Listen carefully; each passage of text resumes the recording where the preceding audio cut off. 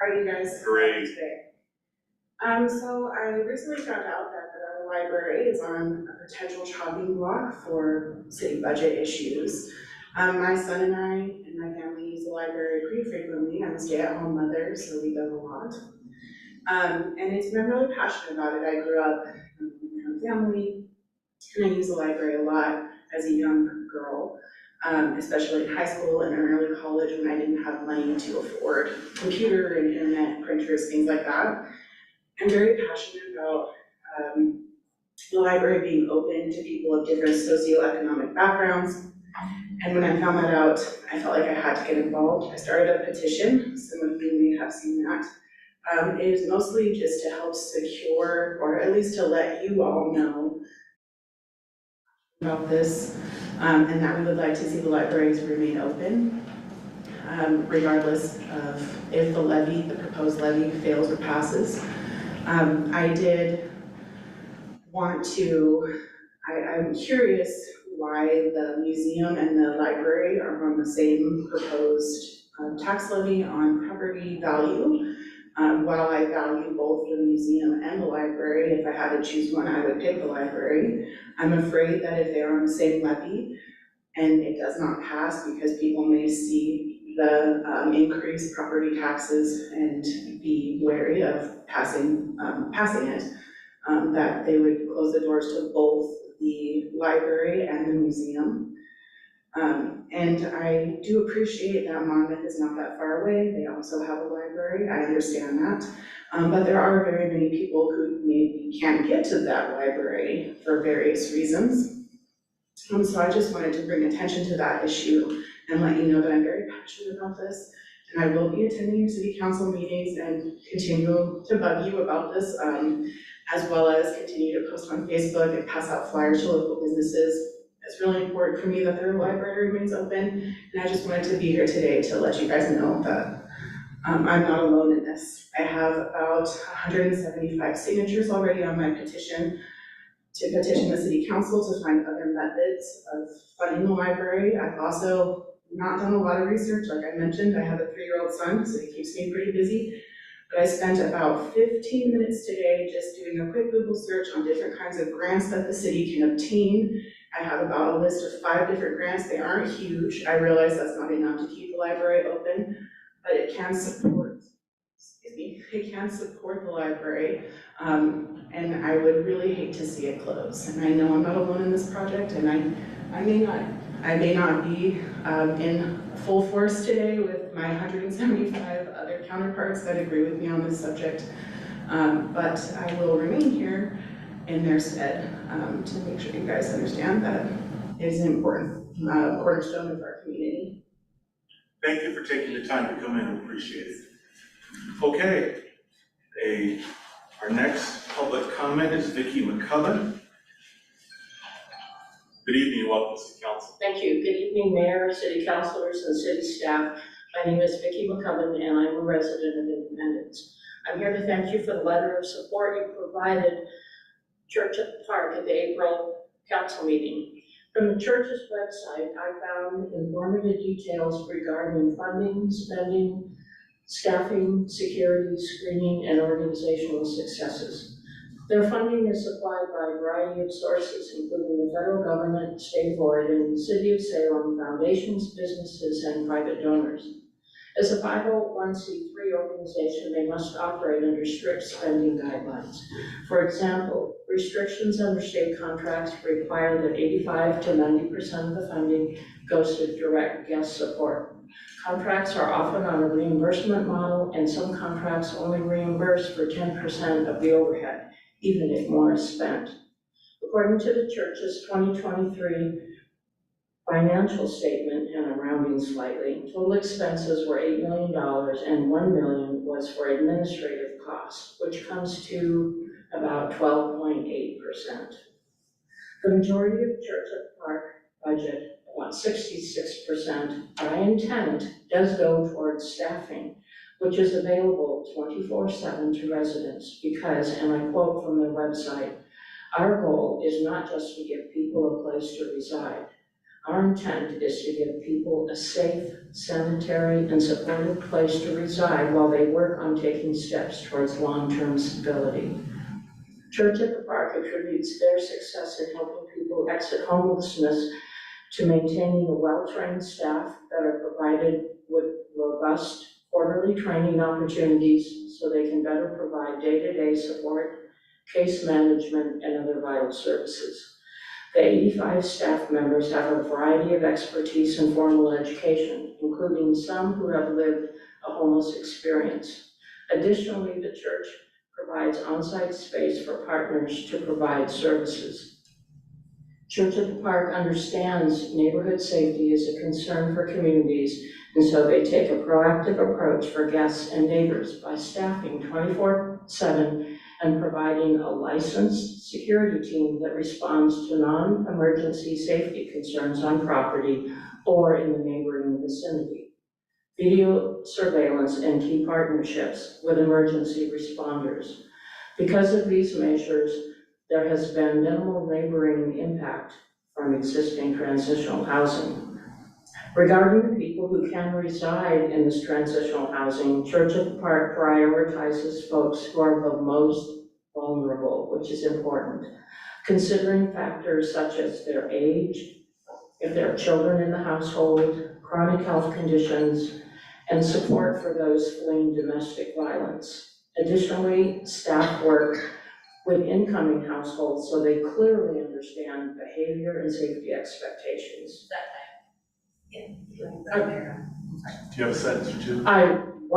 Thank you for supporting Church at the Park and its efforts to house our homeless neighbors. Thank you, and if you give Karen a copy of that, so should we I have did, it for the record? already. Thank you, appreciate that. Okay, we're gonna move on to Mayor's report. Council members have in front of them a draft letter in support of the Wall That Heals.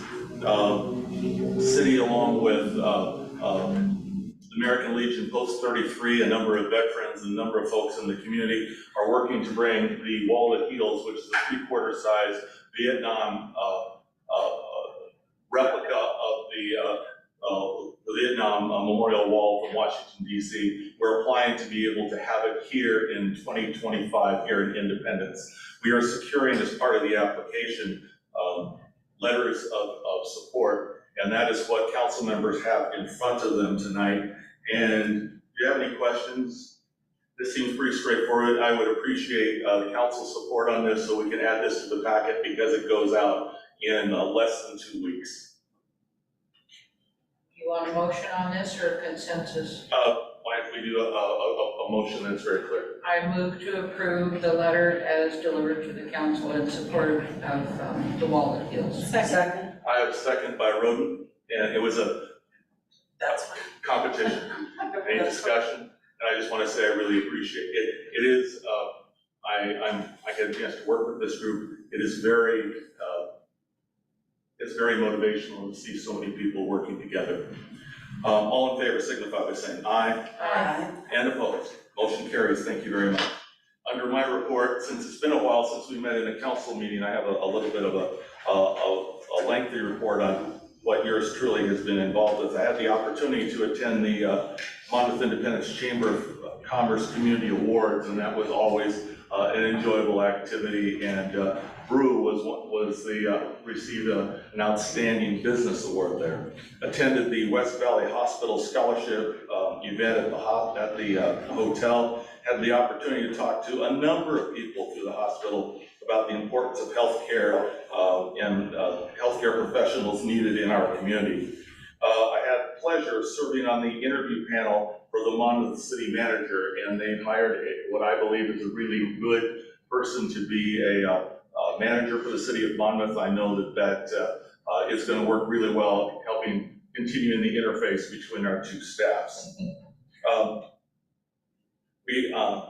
City hosted Congresswoman Andrea Salinas, who presented ceremonial checks for congressionally directed spending to support the Chestnut Street Bridge and the Corvallis Water Line, helping move those projects forward, and we really appreciated that. Attended the LOC board meeting and spring conference. There was lots of discussion on legislation, ballot measures 5 and 50, fiscal challenges for cities around the state, we're all in the same boats, levies and homeless initiatives that were going on, so that was good. Had the opportunity, I don't know if anybody else did, was able to attend the Lions Crab Feed, and more crab than I knew what to do with. And so yeah, that was a good one. Again, related to Salem Health, attended the Salem Health State of the Region Healthcare presentation, talking about changes in healthcare, business model for healthcare, and the challenges that they and everyone else are having in recruiting medical professionals. At that opportunity, Mayor Koontz and I were both able to grab hold of Salem Health leadership and let them know the importance of healthcare in our community. And we work pretty well as a double team.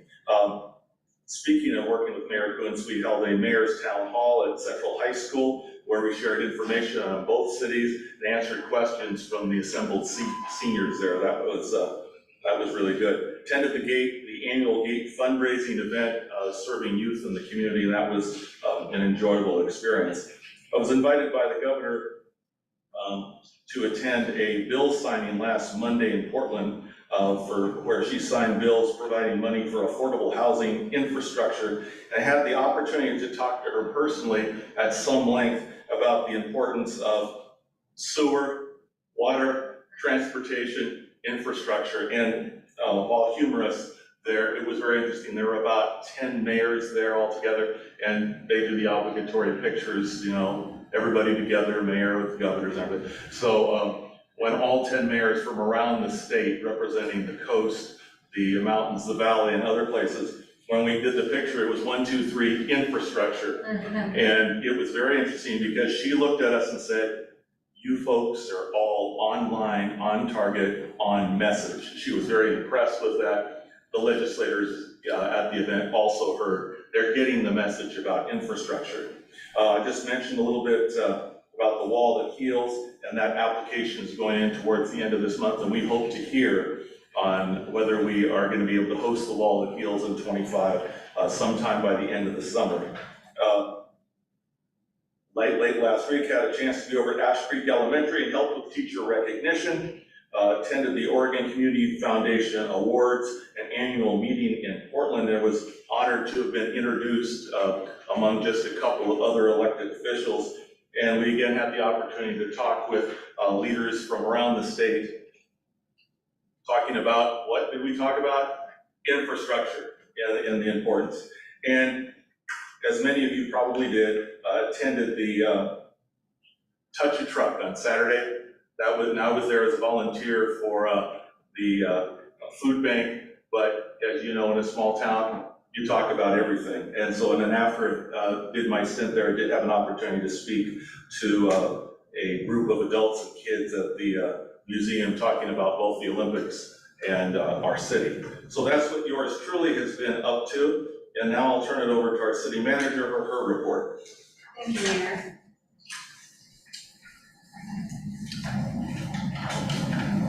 So the mayor talked a little bit about the money we received from College of Salinas. It was about $1.3 million in Woodville grant funding. And we also received another grant, not $1.3 million. We received $18,000 through the AARP. It was a flagship grant. And this one is important. It's important because it was very competitive. There were over 3,350 applicants. Ours was one of those chosen. The money will be used for Sunset Meadows Park to reduce the amount coming from the city funds, the SDCs. It will be used for picnic benches, lighting, bike racks, and other things for our kids to enjoy that park. But it's also important because we received that funding as a direct correlation of the work that Councilor Core did. This is what we as individuals can do. Councilor Core and Barbara from Monmouth worked together to bring to Monmouth and Independent the age-friendly city designation. They stood up, they did it, they made it happen, and in return, it made us eligible for $18,000. My mom used to say, that's putting the money your money where your mouth is, I believe. Thank you, Counselor, for your efforts on that. You're welcome. It's very much appreciated, and I think our kids are gonna love the things that we were able to do because of you. Now, obviously, we have been focused on budget and a lot of budget. We finally have everything put together, and the manual just published the budget FAQ for our community members. There's a lot of misinformation out there. The budget is a very complex document. We talked about a lot of things, and so we're not surprised there's misinformation. So Emmanuel has that all ready to go. Rob and I and Emmanuel kind of made it as easy to use as possible. You will find it on our website. You will find it on our budget page, which is also on the website. It will be in a Facebook post, and Emmanuel will have it in a newsletter. We will continue to update it as we receive questions from the community or we see misinformation being pushed out at Facebook. We'll continue to update. So that will be a living document that we continue to update as we move through this process. The other really amazing thing I'm going to share is our community, when I came 2 years ago, we were not really strongly involved with family building blocks and a diaper drive. And we asked Amanda, our Human Resources Director, let's do this. And man, did she do this.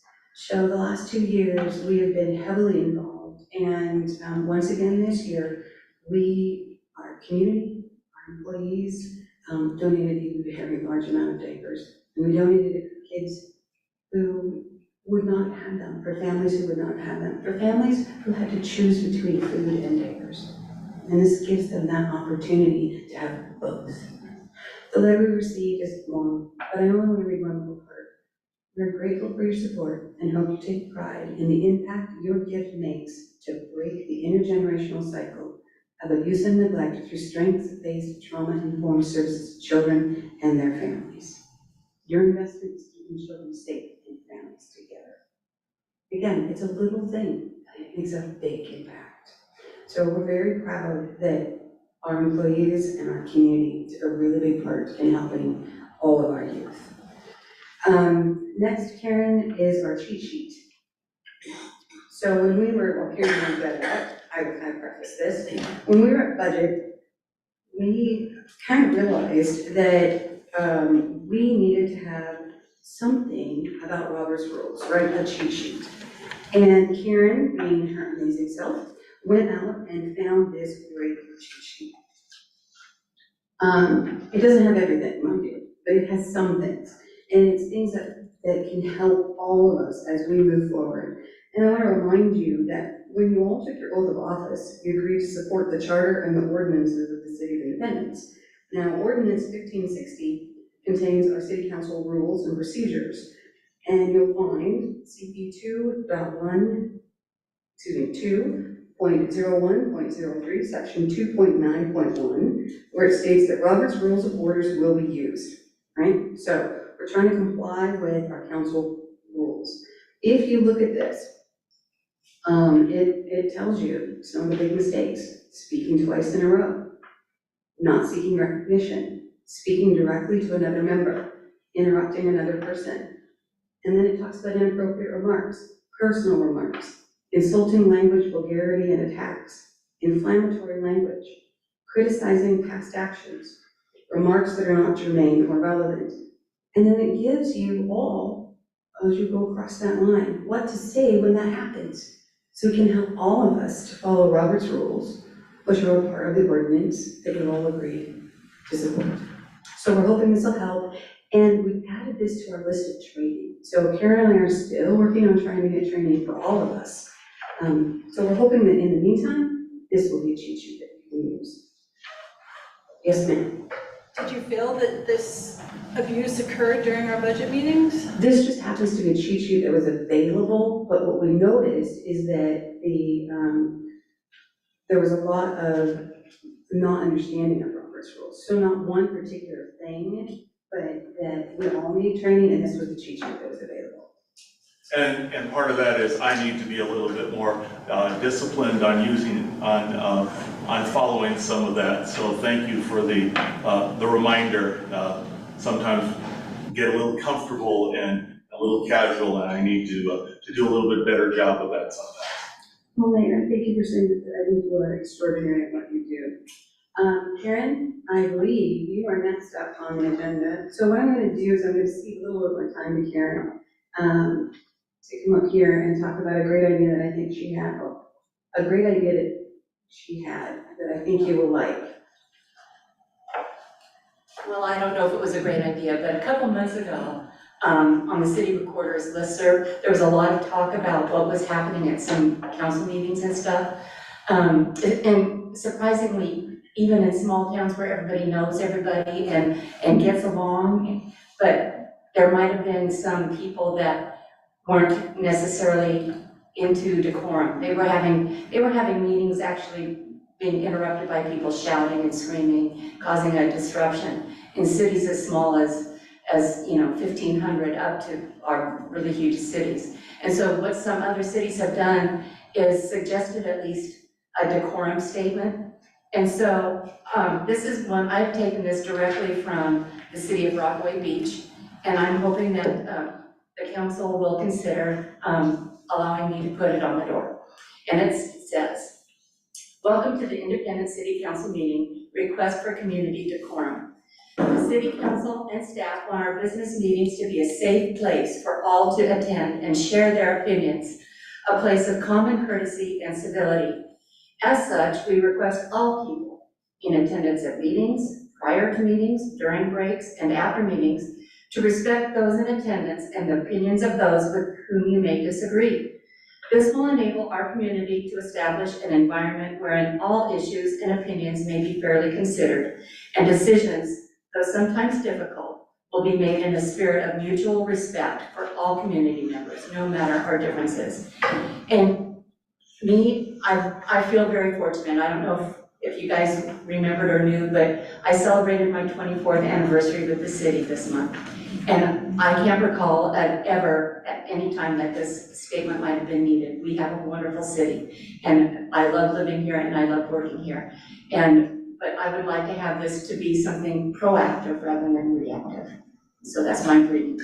Anybody have objection? So ordered. Thank you, Karen. Thank you.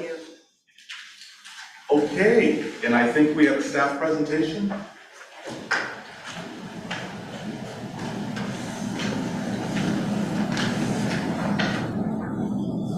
Hello, City Council and Mayor. City Council. My name is Emmanuel Goycochea, and I'm the Communications Director here at the City of Independence. For those of you who don't know me, Goycochea is an uncommon name. It means house on the hill in Basque. That's what. Karen, get that. Get ready. House on the hill. House on the hill. Okay. Okay, wait a minute, I stopped. Sorry. While she's doing that, how's Francis? He's great. I don't know if you know, but he's gonna have a sister in August. Congratulations. Thank you. That will now be noted in the record. So when she's old enough, she's gonna go, "Dad said what? Where?" And did Francis have a good time with Touch a Truck? He's kind of out of it all the time. But yeah, he liked it.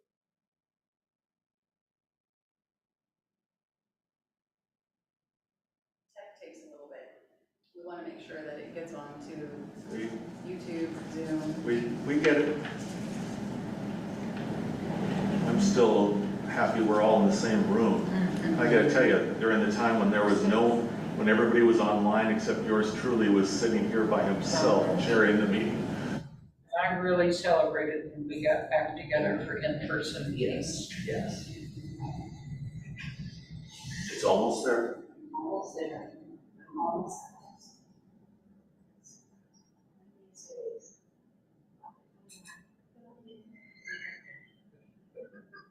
Do I need to?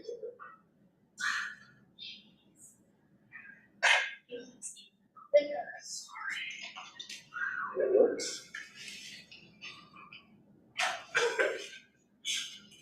You got your phone.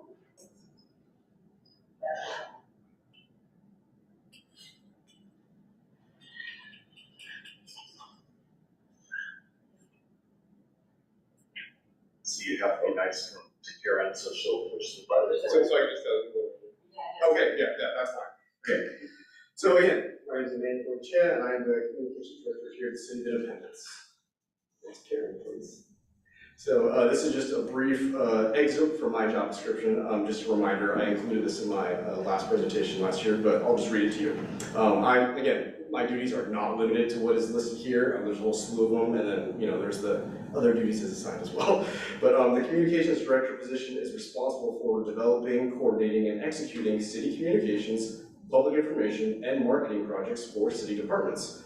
Work will include the production and development of social and digital media content, as well as hard copy content in a manner that promotes an informative and consistent image of the city that is in line with the goals, objectives, and values of the City of Independence. I am never bored with the amount of stuff I have to do, so I'll just put that out there. Next, Karen, please. Okay, so I'm going to talk to you a little bit about the highlights that my department, myself, went through this past year. I think we had a lot of great success, and so I'm just going to name a couple of them for you. Next, please. So last year, we reached over 2 million people across all of our channels. And with record high event attendance, the ever-growing digital communication channels that we have established, the hard data supports the notion that our message is getting out there. The fact that there are people here, I think, supports the notion that our message is getting out there. The newsletter that we have now has over 2,200 people subscribed and continue to see an increase month over month and week over week. I'm hoping to hit 2,500 subscribers this year. Our new website that we launched last year it continues to provide a one-stop shop experience for users looking for information. It's translatable, it's accessible, and it's built for the user, not for the government. I know I got a lot of pushback from that from colleagues across the state. Actually, they were like, "You're building this website for the people who live in your city, not for your city staff." And I'm like, "Yeah, actually, yeah." But it's interesting how city websites, you see them, and they're not built for the user. They're built for the people who work there. And I'm happy to see that our website is not that case.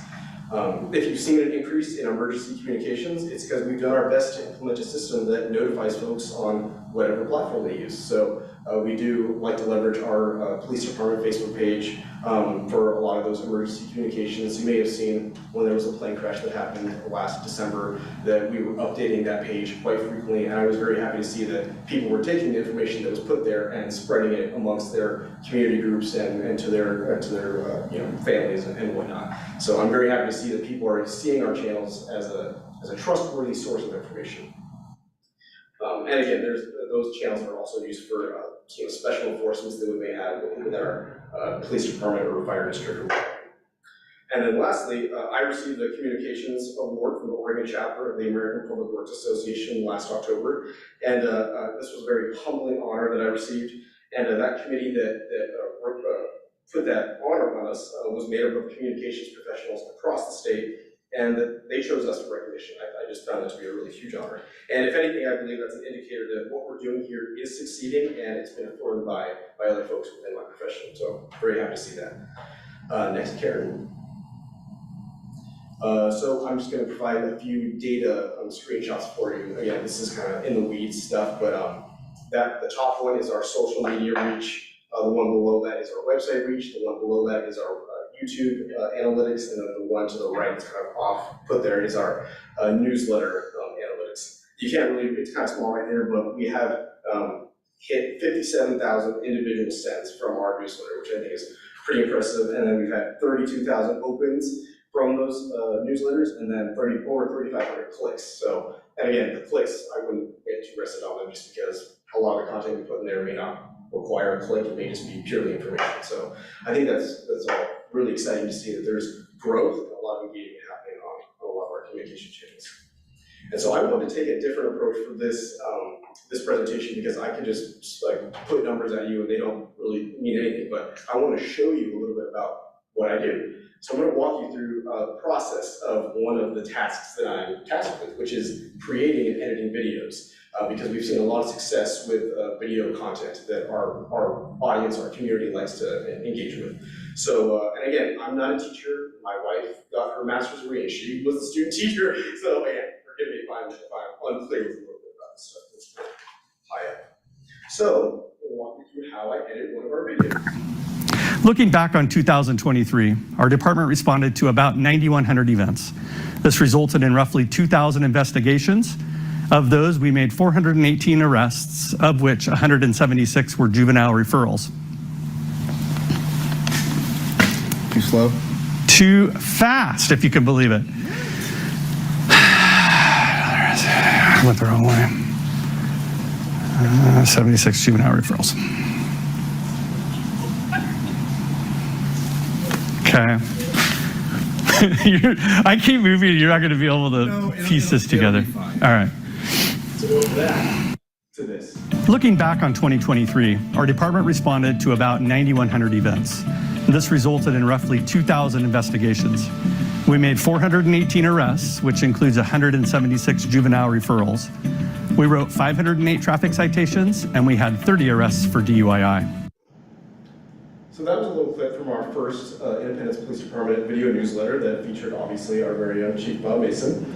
So I'm going to talk to you a little bit more about how that is made. So next, Karen. So although this may seem like a creative thing, I mean, I guess it is a creative thing, and creative people are often seen as messy and chaotic, it's actually one of the most deliberate and structured professions, I believe. So this is actually the file structure that I have for all my videos. So you'll see that it's all named by month. So there's January, April, March, all the different things. There's exports, project files, all that is in, it's each individual folder. So essentially what I do is I go out, shoot a video, one camera, two cameras, whatever, microphone, lights, and the whole thing. And then I dump, I create a folder, and then I dump all those hard files into one of these folders on an external hard drive. And in this case, again, like I said, it's an Independence video newsletter. And next, Karen. And so that's all the raw video files. We shoot in 4K, and so those files are very large, and they take up a lot of space, and they have a lot of information. Next, Karen. And so first thing I do is I open up Adobe Premiere Pro, which is the video editing software we use here at the city. This is an industry standard tool that even some Hollywood movies have used to edit. I think Gone Girl was edited using Adobe Premiere Pro. Next, please. And so this is what the dashboard looks like for Adobe Premiere Pro. If you've seen it before, it may look familiar, but when I first saw Premiere Pro, however many years ago it was, I found it really daunting. You know, there's all these colors, there's all these, you know, swatches and things that it's just really daunting. But after a while of experience, it becomes second nature to you and it becomes familiar. And so I'll just walk you through what you're seeing there. The imported files, so those raw files, get imported into this program. That's down in the bottom left. The sequence timeline, which is your editing dock station essentially, is the center with all the pretty colors. The color and graphics are on the far right. The source video, which is your raw video, is in the top left. And then I will say in that timeline with all the pretty colors, you'll see that there are blue squares or blue rectangles that are off to the left, and then there's blue squares off to the right. The ones on the right are some of the stuff that gets left on the cutting room floor, you know, with the errors, ahs, or mistakes, but they can all be fit within that editing station. And I will say that this layout design can be edited. It can be fixed to whatever layout you wish, but I like to stick with the original layout that's right there. So next, Karen. So to edit the video, you import the entire raw file into there, and then next I create a sequence, which is preset for 4K footage. And then I drop that interview into a sequence, which is like the editing dock station, and chop out all the questions again, all the interruptions or mistakes. That's just my first step in my workflow. Next, Karen. And then what I like to do, again, not a lot of people do this, but I like to fix the color. So what you'll see is what the video originally looked like. It has that muted color profile look to it, and then the edited one is on the right. We shoot all our videos in C-Log, which is essentially, like I said, a flat color profile or a flat gamma curve. This allows for a lot more breathing room when we're editing our video, and then I use what is called a lookup table, which is essentially a color preset that you can then put over the video, which puts in all the color and things, and then I can adjust that way. I will say it's a lot easier to put color in than it is to take it out. And so again, that's the side-by-side comparison of what the original looks like compared to the edited one. Next, Karen. The next thing I do in my workflow is I work on sound. So what I like to do is put a hard limiter right from the get-go. on things. So that means that the subject's voice, whoever's speaking, it won't peak, it won't go too loud, it won't get disrupted, and it won't go too low. And so I like to set that between -3 decibels and 4 decibels, and that's usually what an even audio level is. That's just standard. Next, Karen. And there's a couple things that I also do. Graphics, that's what the graphics interface looks like on the left-hand side. The right is what sound and music editing sort of looks like. You can see that there are keyframes, so that's essentially when you see fade-ins and fade-outs of music. It's kind of funny how music will swell, and then get quiet and swell again, and what I have to do is go in frame by frame and make sure that it all doesn't get all warped in and too loud and things. And so, next is, after that's all said and done, I export the video. And I will say I export it for the first time here, because occasionally what will happen is I will export it and send it off to whoever was in it, Chief Mason, Curator's Corner or whatever, and they'll have some notes for me to go back and edit, or I'll notice something, I'll be like, oh, I want to change that, and so I'll have to re-export my project. But first time is you hit File, you hit Export, and then you're on your way. Next is when you go to export, you get this dialog box that pops up, and you have to name the file. But what's really important is you have to check the file location of your export. So sometimes this will automatically fill with a recent project. So in this case, this is a video newsletter. But if I was working on a Curator's Corner video like a week ago, and then I'm editing something, it will automatically save my video export settings to that Curator's Corner, which would not be good because then I can't find the video that I just exported. So you have to go back and make sure that your things are being saved at the correct place. So you run the risk of not being able to find it later. What I like to use are match source presets, which is very high resolution footage. And that format is always H.264, which is just a video coding compression format for recording and distributing HD video and audio. And then next, Karen. And then you get a finished product, which is the last thing I do is I create that thumbnail, which is essentially the little cover photo that shows up on your YouTube page, on your social media, and all that stuff. That's what that last little bit is. And then I upload that video to our YouTube channel, to our established communication channels, and then I choose a distribution time, which can differ upon when people are most engaged. And then all you all see is the finished product. But that process does vary, how many hours it can take. Sometimes it's 3, sometimes it's 4, sometimes it's 8, but that is uninterrupted time, I would say. And as you may know, that's not always the case. There are lots of things that get thrown in there. So that is essentially the process for creating a video. And I will say that is just one of the methods of communication that we have implemented here at the city, but it has proven very successful, and our videos have racked up thousands upon thousands of views year over year, and so I believe that we will continue to use it as a primary source of communication here. And then the next, Karen, very quickly, I just want to go over what you can expect to see from my department within the next year. Click one more. Actually, this was from last year, so I actually presented this to you at the last presentation. You're going to see a new and improved website, got that accomplished. You're going to see regular videos communicating with the community. So we did our budget video, our Curator's Corner launched. We've had some get to know your city staff videos. We actually implemented the police video newsletter. And I did attend some of these law enforcement things, and I'm constantly improving in my department. But that's what I had scheduled for last year. And then if we want to look for what I have for this year, this may seem very nebulous, but I want to reach more people. And so to create a SMART goal, I've kind of gone in and made how many people I want to reach. But that means essentially continued social media presence. I mean, a lot of people receive their information from social media, and so we need to continue to go where the community is and continue to grow those channels. I would like to see 2,500 newsletter subscribers. Again, we're at a little over 2,200. I would love to just see a 300% increase.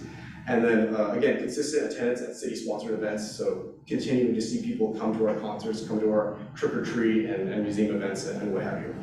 And I was actually asked to present at the Oregon City County Management Association Conference this summer to talk about my experience and the implementation of our communications plan here. And I found that to be a very high honor and very humbling.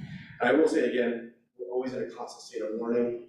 What may work for 1 year may change from the next year. I always use the analogy of, if you guys remember Flappy Bird from about 10 or 15 years ago, it was this video game that it was a bird flying through pipes. I remember my my teachers in school were always like, there's no way you can predict what people are gonna like from one month to the next. So if people say, hey, this is how we want to receive communication, then that's how we have to adapt to their needs. And so we're always adapting here.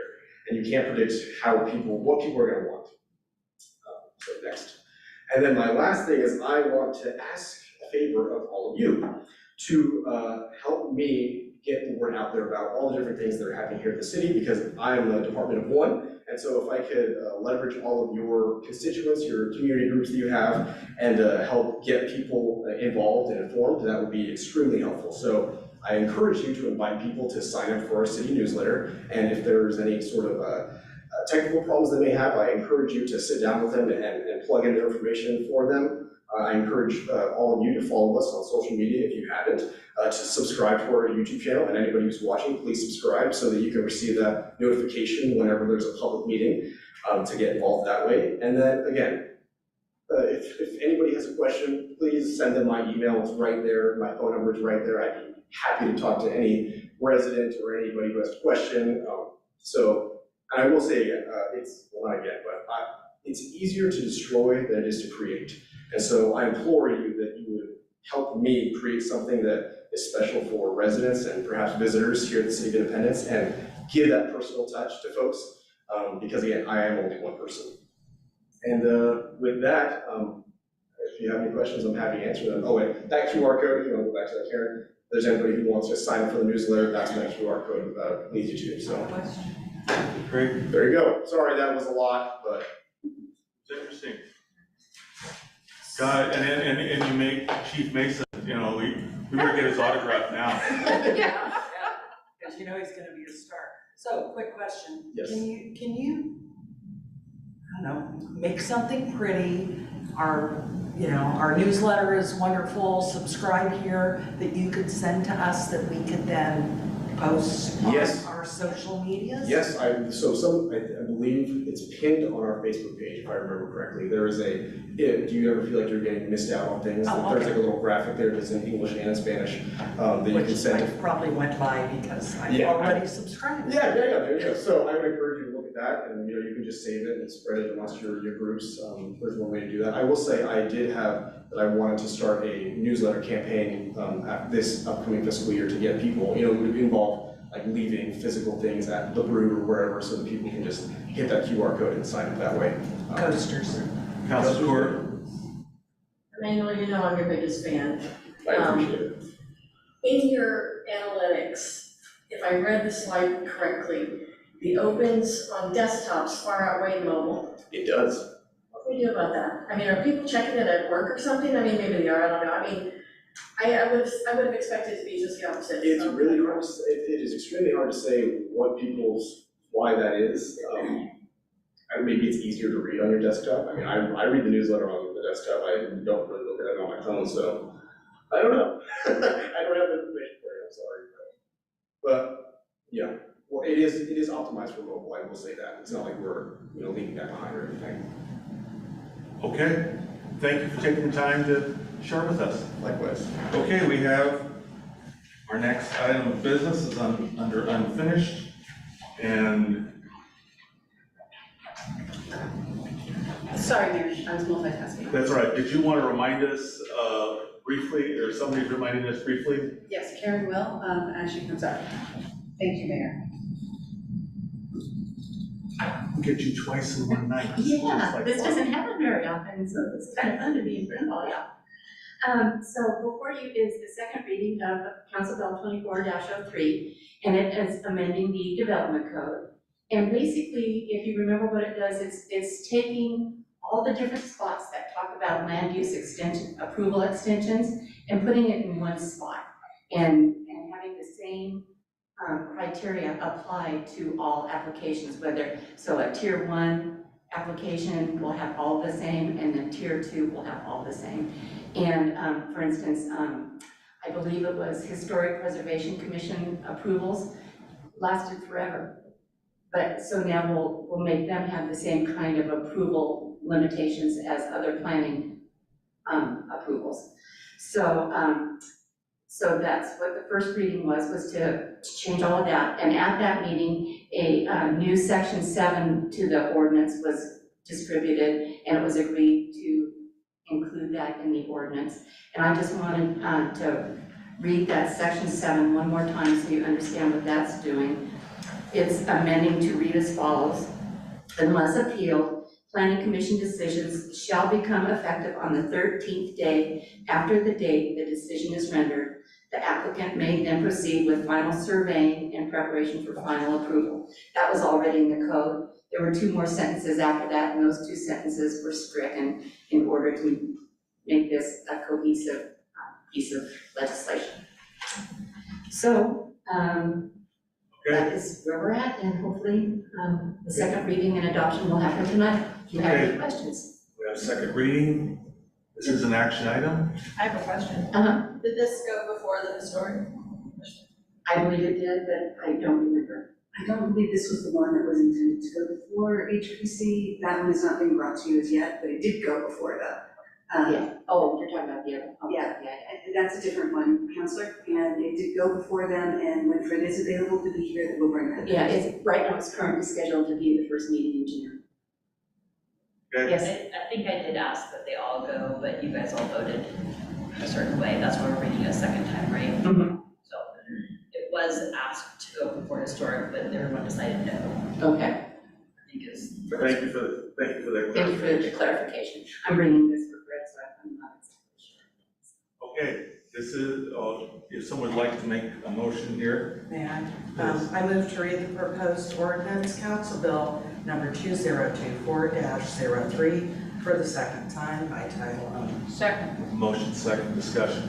All in favor, signify by saying aye. Aye. And opposed. Opposed. That's Rhoda and Joe in opposition. Motion carries. Move to the next. I do have to read the title. Yes, I was about ready to. Sorry. An ordinance amending Independence Development Code, Subchapter 11, Administrative Provisions, Subchapter 60, Planned Unit Development, Subchapter 70, Variances, Subchapter 71, Conditional Use, Subchapter 80, Site Design Review, Subchapter 90, Subdivision Requirements, and declaring an effective date. Okay, now I can have a motion, please. I have to have one. I move to adopt the proposed Thank ordinance, you. Go ahead, please. Council Bill number 2024-03. Have a motion and a second by Martin Willis. Is there discussion? All in favor signify by saying aye. Aye. And opposed. Opposed. Rhoda and Joe in opposition. Motion carries. Thank you very much. We now move on to Mr. Fisher. Evening, Mayor, members of the City Council. Before you, I have a contract award for the Riverview Pathway realignment. This project is a competitive quote, intermediate procurement due to the price of the construction. It doesn't utilize the full advertisement. The city submitted a request for quotes on March 25th to 4 area construction companies under ORS 279C414. A minimum of 3 quotes is required for intermediate procurement. What that means is you have to send it out to at least 3. The quotes were requested from Northwest Custom Concrete, Gelco Construction, Newman Paving, and BRX Inc. The closing date for the bid was April 16th, and the city received a total of 1 responsive bid.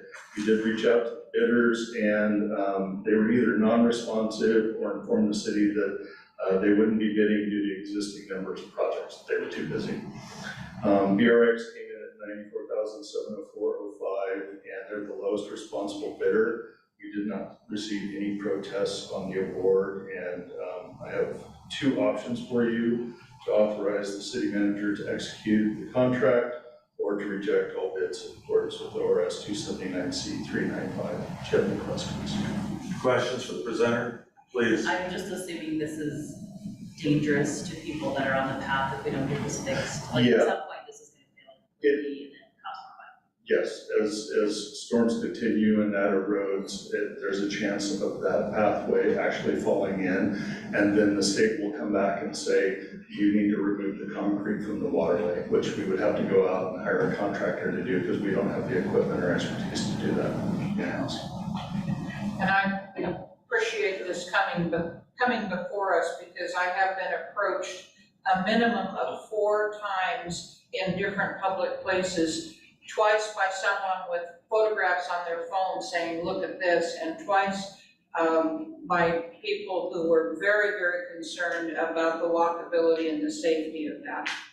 And the project is, if awarded, the project construction will happen after the 4th of July event. We wanted to make sure that there was no impact or having an area of the pathway closed down for the 4th of July.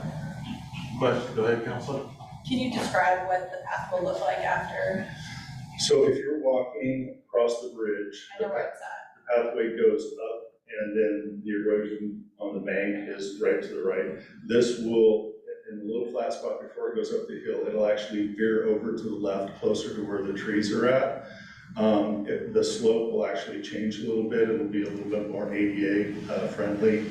And then it'll come over the top of the hill and connect back in with the pathway farther down the hill. It's a couple of 100 feet of 8-foot wide sidewalk, so it will look the same from the existing sidewalk. We're just picking a joint and smoothly meandering that over and then bringing it back in. So it'll move over probably a good 20, 25 feet. Great. I do have one more question, but I Please don't do. want Anybody else? Go ahead.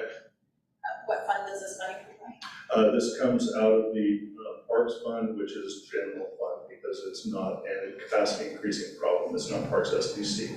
It's funds from the general fund that were transferred into the Parks CAP project fund, specifically for improvement. So if we were gonna replace a playground equipment, general funds would put money in the Parks CAP and we would use that as the vehicle for doing the design work and construction.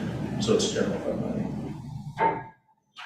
Okay, this is an action item. I move to award the construction contract to BRX Inc. in the amount of $94,704.05 and authorize the city manager to execute the contract and any change orders within the approved budget.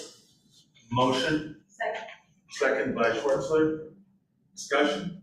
All in favor, signify by saying aye. Aye. And opposed? Motion carries. Thank you very much. Wes, to you.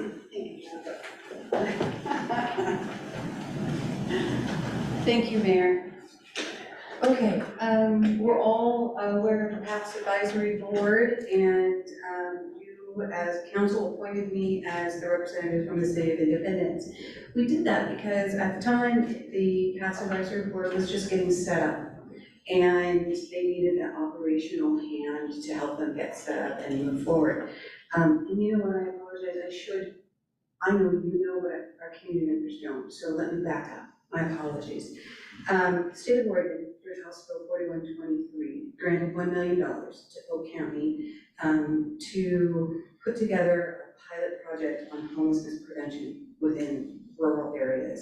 And this involves all of the cities, and it focuses on prevention. So it's Falls City, Dallas, Independence, Monmouth, Willamina, the Confederated Tribes of Grand Ronde, Polk County, all are involved to take a look at rural homelessness and try and put in place a pilot to prevent that from happening, to keep our kids in their homes and to keep our seniors in their homes, to keep everyone in their homes. As it was being built, they needed that operational side, so there were a number of city managers who wanted this advisory board, and I was one of them. They're now ready to move into more of a policy decision-making process because they've moved out of that setup stage. Everything's been set up, their 5-year strategic plan is in place, and now it needs to be set up more as a board and less as an operations board. In looking at how that moves forward, Councilor Martin Lewis is on the Mid-Atlantic Homeless Alliance Board, am I correct, as our representative? And when I've been unable to attend past, she has attended in my stead to represent the city. That has been very well received, I think better than me. And when this went forward, they asked who would be on this board, and one of the first names that was brought forward by the other folks was Councilor Martin Lewis. So I'm bringing this to you to pull me off of this advisory board because we've moved out of operations, put on Councilor Martin Willis, who is already involved with Marion County and all going on there, and this is a good use of her time since she's already knowledgeable. Additional questions for the presenter? I have a question. You said moved out of operations into policy making. So what does that mean exactly, just so people know? Well, at this point in time, they originally had to set up the strategic plan, and they had to set up how the board is gonna look, when they're gonna meet, all those operation things. Now they have to decide how they are going to move forward with that policy plan, with that strategic plan. And that how is a policy decision, not an operations decision. Okay, so now they're all set up, now they need to know what they're gonna do in the community. Correct. And that's definitely policy. And is this something where, I guess because the Mid-Willamette Valley Homeless Alliance, I think Councilor Crowe was able to vote on things, right? So is this the same thing, they should be able to vote on things? Absolutely, yes. And is it things that would involve the city's involvement? Absolutely, but Without talking to us, I guess, without talking to the city council as a body, it would be decision-making for the city council? no, this is slightly different. Councilor Martin Willis, do you wanna help fill in? So, I mean, it's regarding policy within the organization, yes. I mean, I would not be able to, for instance, commit city funds to any kind of project without that coming to our council. I mean, I don't have any kind of power in that regard. So it's basically, it's representation of the City of Independence to that group. And that group is combined of, as City Manager West mentioned, other governmental bodies, as well as we also have some service providers from within the community that attend that, not necessarily as voting members, but those meetings are open to the public.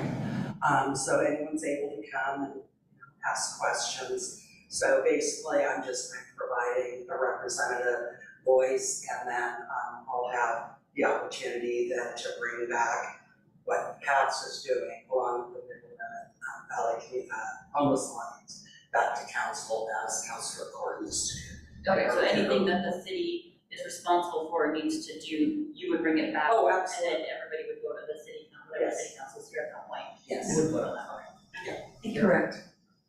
Thank you, Councilor Martin Willis. Thank you, that's good. Please, Councilor Roden. Does this meeting still meet on Wednesdays? I believe it meets on Wednesdays well, it varies, Councilor Roden, and then there's the possibility that it can change. This last meeting wasn't on Wednesday, I wasn't able to go, so Councilor Martin Willis had to fill in. I'm sorry, last week was kind of a blur. PAST has a website, it's posted on their website. Yeah, I'd have to look, I can let you know after the meeting, I can look at my calendar. Okay, But yes, they meet kind of over the lunch hour during. and it's usually a 2-hour meeting. 2-hour meeting. do you want to make a motion, Councilor Court? I move to appoint Councilor Kathy Martin Willis to represent the City of Independence on the PAST Advisory Board. Second. Seconded by Councilor Schwartzler, discussion. I'm just concerned that we put people in power positions that lack diversity of thought on opinions. I think sometimes it would be good to have different perspectives go into these things instead of just continually pushing the same agenda forward. So for that reason, I'm going to vote no on this. Okay, any other discussion? All in favor of the motion signify by saying aye. Aye. And opposed? Opposed. Roden is in opposition, motion passes. Very much. Thank you, Council. And announcements, brief announcements, Councilor Court. I have a couple, yeah. Art for Lindy, the Independence Day poster contest open today, closes on June 15th. You can go to our social media websites, our social media channels, excuse me, to get more information. I also wanted to let the city know that Barbara Croman, the director of the Monmouth Community Senior Center, and I will be going to Salem to take a look at and observe some senior housing opportunities there. And we will also be meeting with the AARP Executive Director at her invitation to talk about more ways to support our community. And to Chantrell's comment, the library is very important to seniors, so it's definitely something we're gonna bring up. Great, additional announcements, I have an announcement. please. I just want to remind all of us that the role of the budget committee is to make revisions to the budget, to discuss those revisions, to review, to make sure that we're making the proper discussions to that. So when we're not given the opportunity to discuss the budget, I'm not sure we're presenting the best clear picture to our community. I think we've put all of our eggs into one levy basket moving forward, and I think that's dangerous for our library. I think that's dangerous for our museum, and I think we should have debated that further. Thank you, Counselor. Any other announcements? Hearing none, we're adjourned. Thank you, Council. Thank you for coming.